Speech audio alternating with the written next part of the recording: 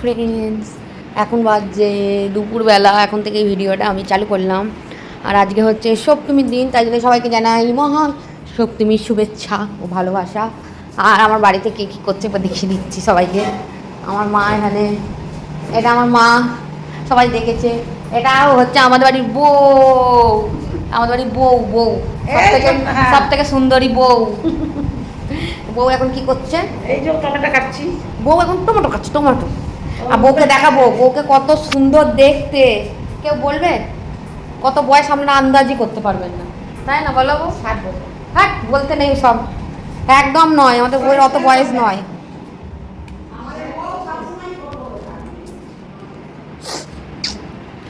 খুব আনন্দ। এখনো পুজো বাড়ি যেতেই পারিনি সকাল থেকে। হ্যাঁ, খুব অবস্থা খারাপ। আমার দিদিকে দেখালে না কষ্ট হবে আপনাদের মনে। ও না খেতে পেয়ে জর্জরিত হয়ে গেছে জীবন ওর। ওর এখন খিদে পেয়ে গেছে, চান করবে কখন জানে না। ওর ঘুম করা হয়ে গেল, একটু শুলাম, শরীরটা ঠিক লাগছে না আসলে। একটু রেস্ট নিয়ে নিই, তারপরে এটা মুখে ফেস প্যাক মাখবো। মুখটা রোদে রোদে ঘুরেছি, মুখটা লাগছে।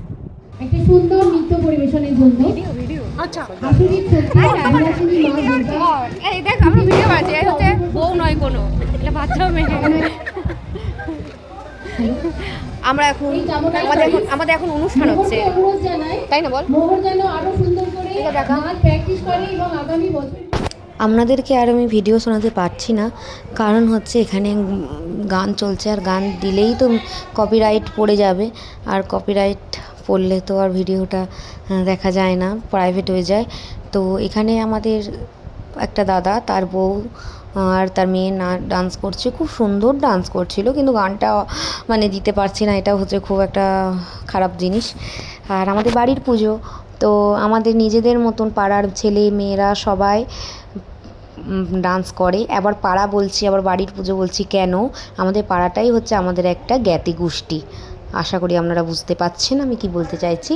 এই যে আরও দুটো মেয়ে ডান্স করছে, এরাই, এদের জন্যই এই অনুষ্ঠানটা কিন্তু প্রত্যেক বছর আমাদের আয়োজন করা হয়। এরা কিন্তু খুব ট্যালেন্টেড মেয়ে, আর খুব সুন্দর ডান্স করে, খুব সুন্দর অভিনয়ও করে। আর আপনাদেরও হয়তো ভিডিওটা দেখলে খুব ভালো লাগবে। আর এত লোক যে দেখছেন, এটা কিন্তু পুরোটাই আমাদের পাড়ার, এবং তাদের বাড়িতে, কারোর বাড়িতে আত্মীয় স্বজন সব নিয়ে এসেছে, তারাও এসেছে অবশ্যই। আর আমাদের পুজোতে কিন্তু আমাদের কোথাও যেতে লাগে না, বা কলকাতার মতন ঘুরে ঘুরে ঠাকুর দেখতেও লাগে না। কলকাতার আসলে ঠাকুর দেখতে আমরা অতটাও, আমাদের পাড়ার যে কোনো মেয়ে বা কাউকে জিজ্ঞাসা করলে হয়তো বলবে যে আমরা ওসব মানে দেখে অতটা অভ্যস্ত নই। আমরা বাড়ির পুজো, তো বাড়ির পুজোটা বেশি এনজয় করি। এই যে নাটকটা হচ্ছে, তো শুনুন, এটাকে আমি শুধু বাবা মায়ের আশীর্বাদ বাড়ি পাশের বাড়ির শিউলি গাছ থেকে প্রচুর গন্ধ ভেসে আসছে। পাড়ার মাঠটায় প্যান্ডেলের বাঁশ পাতার শব্দ হচ্ছে।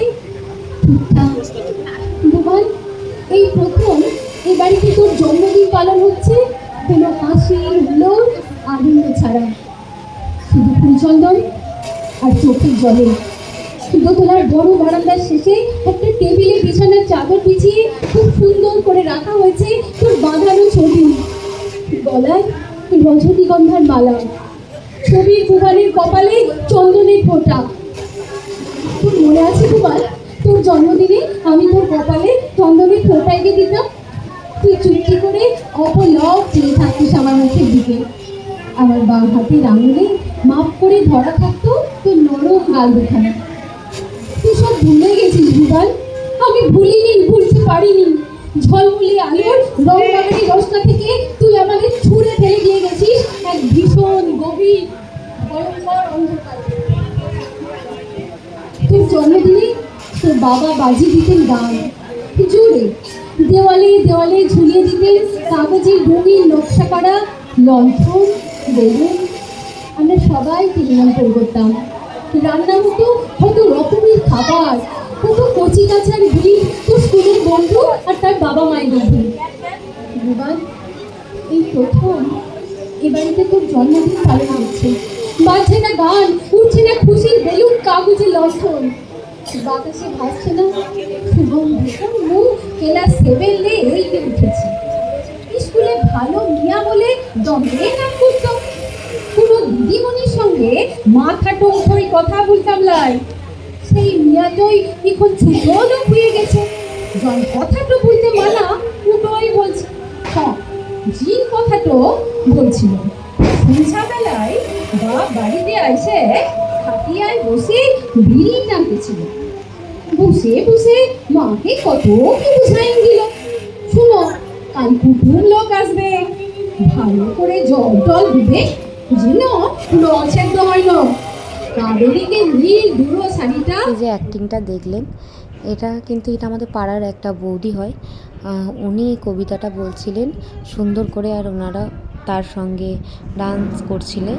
পাড়ার এই মেয়েটা আমার পাশে যাকে দেখছেন, সে এতক্ষণ এত সুন্দর একটা অভিনয় করে দেখালো। অ্যান্ড মেয়েটা খুবই ভালো, ওর কিন্তু বিয়ে হয়নি, ও সিঁদুরটা জাস্ট অ্যাক্টের জন্য পড়েছিল। আর এই যে আমরা এই আনন্দ করার পর কিন্তু আমাদের সপ্তমীর সন্ধ্যাবেলায় আরতি হবে। আরতিটাও আপনাদের কিন্তু আমি শেয়ার করেছি, সবটাই শেয়ার করেছি, আপনারা ভালো করে দেখুন। আর আমাকে কেমন লাগছে অবশ্যই জানাবেন। আর আশেপাশের নয়েজটাকে একটুখানি ইগনোর করবেন, কারণ বাড়িতে তো লোকজন আছে। এখন পুজোর টাইমে আসলে কোথাও যেতে ভালো লাগে না। পুজোর টাইমে আমার বাড়িতেই আমরা পছন্দ করি। আসলে বাড়িতে একটা কী মনে হয় বলুন তো, যখন বাড়িতে বিয়ে বাড়ি হয়, সেই বিয়ে বাড়ির মতন মরশুমটা লাগে। আর আমরা খুব এনজয় করি, অ্যাকচুয়ালি খুবই এনজয় করি। এই যে একটা পাড়ার বাচ্চা মেয়ে থেকে বড়রা থেকে সবাই আমরা আনন্দ করি, মানে সবাই আমরা খুব এনজয় করি। আর আমাদের খুব ভাল লাগে, আমরা নাচ গান চুগলি বলুন, যা ইচ্ছা বলুন, আমরা নিজেরা নিজেদের মতন করতে থাকি। আর এই যে এখানে আমি আর আমার দিদি দাঁড়িয়ে দাঁড়িয়ে শুনতে শুনতে একটু গানও গাইছি, নিজেদেরও দেখাচ্ছি। এরপর আরও কিছু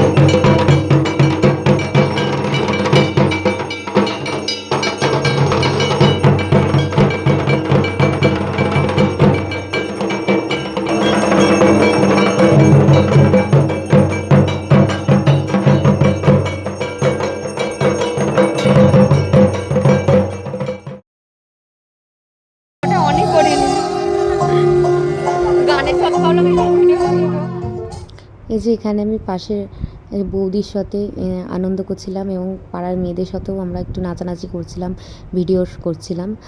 আর খুবই ভালো লাগছিল, দেখতেই পাচ্ছেন খুব ভালো ডান্স হচ্ছে। আমাদের কিন্তু এটা প্রত্যেক বছরই হয়।